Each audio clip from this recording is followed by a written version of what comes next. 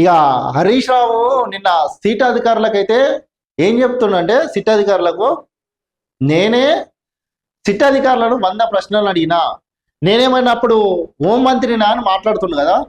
ఇదంతా మంచిగానే ఉంటే అప్పుడు హోంమంత్రి ఎవరు ఉన్నారు అంటే వెలుమలు అంత ఒకటై లాస్ట్కు అప్పుడు హోంమంత్రి ఎవరు ఉన్నారో తెలుసు కదా. అయ్యో హరీష్ రావు అనే మాటలు, ఫోన్ ట్యాపింగ్ తో నాకేం సంబంధం, నేనేమన్నా హోంమంత్రినా?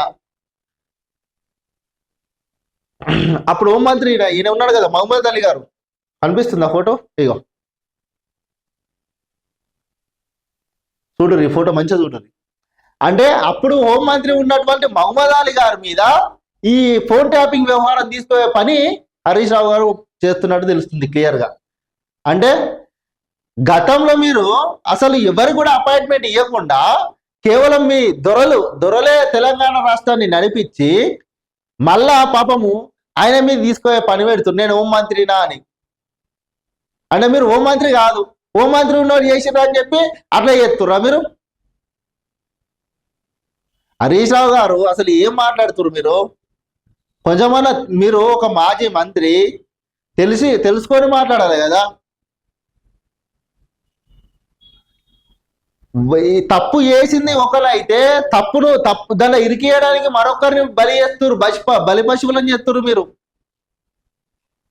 ఇది ఎంతవరకు కరెక్ట్ హరీష్ రావు గారు? కనీసం మీరు అధికారంలో ఉన్నప్పుడు ఏ మంత్రులకైనా ఎవరికైనా కనీసం టైం ఇచ్చిర్రా?